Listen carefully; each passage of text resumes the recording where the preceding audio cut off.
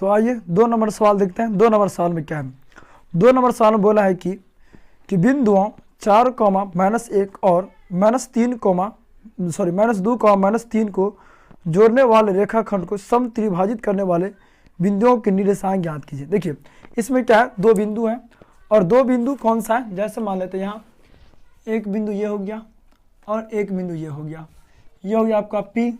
निर्देशांक है कितना 4, -1 और Q ये मान लेते हम क्या आपका Q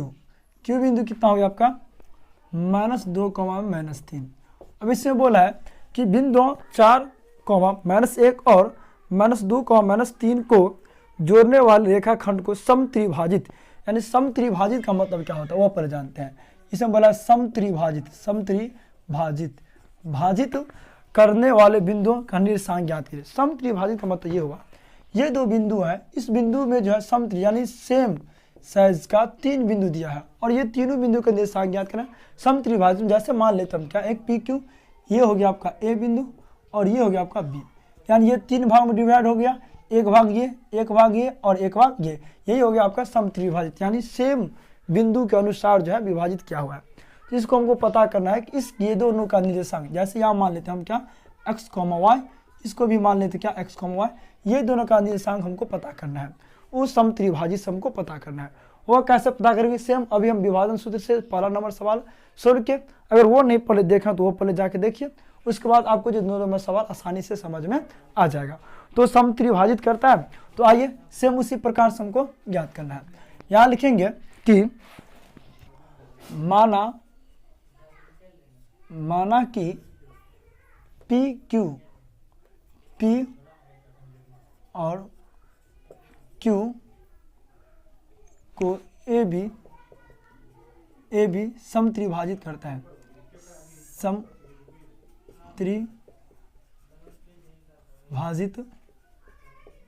करता है।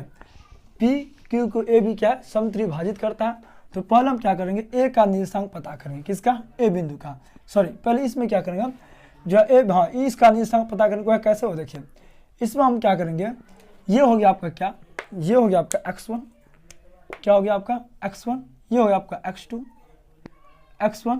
y1 मान लीजिए या x1 x2 कुछ भी मान सकते, x1 y1 मान लेते हैं। इसमें क्या हो गया आपका x2 और y2 मान लेते हैं, ठीक। अब इसमें इसका अनुपात देखिए, इसमें निर्देशांक ज्ञात करने के लिए हमको क्या क्या चाहिए, x1 y1 x2 y2 और इसमें m1 यानी m1 m2 चाहिए, यानी अनुपात भी चाहिए। तो भैया आप बताइए, इसमें तो हम जो पहले नंबर सवाल में तो दिया हुआ था अनुपात भी, इसमें हम कैसे अनुपात ज्ञात करेंगे, क्यों, क्योंकि हमको विभाजन सूत्र से ज्ञात करने के लिए हमको x1 y1 और x2 y2 और m1 m2 चाहिए। तो यहाँ तो x1 y1 आपको ये सर पता तो है, लेकिन इसमें अनुपात कैसे पता चलेगा, तो देखिए यहाँ इससे इस A रेखा A बिंदु से इतना कितना भाग है,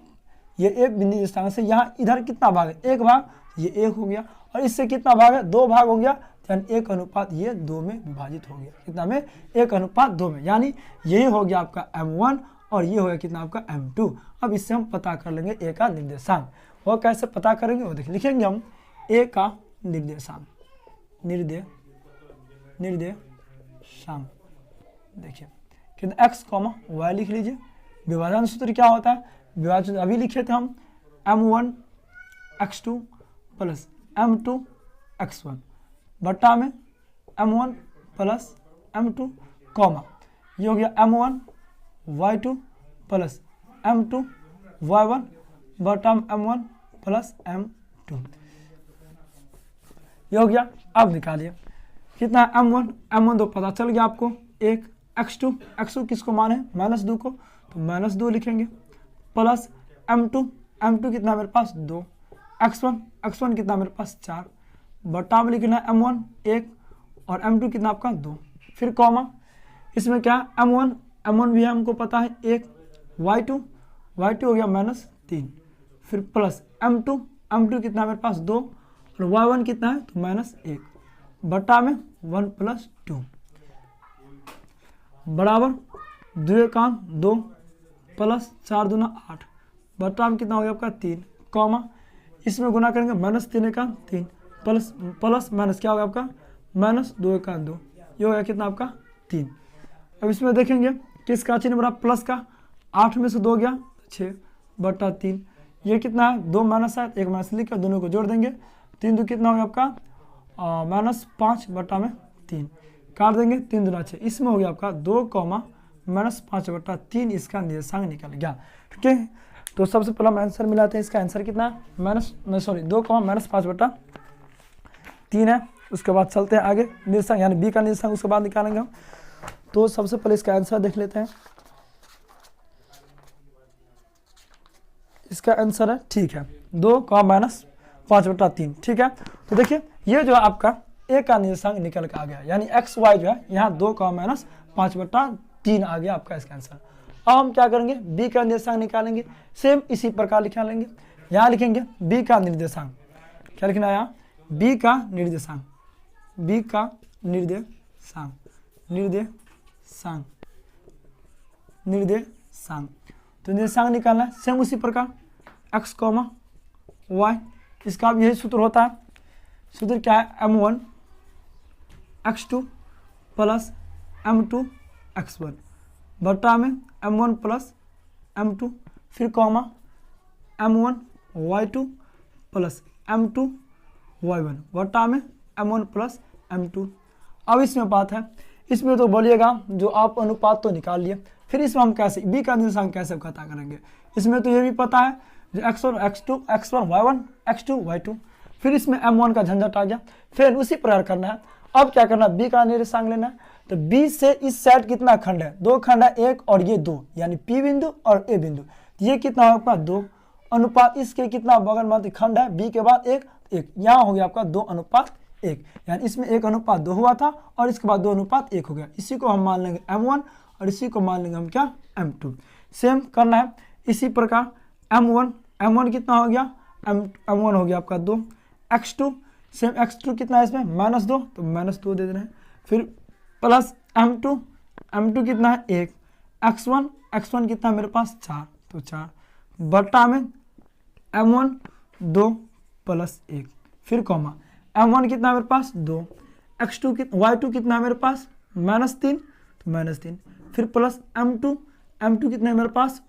1, y1 कितना है, तो y1 है मेरे पास -1 बटा हो गया आपका 2 + 1।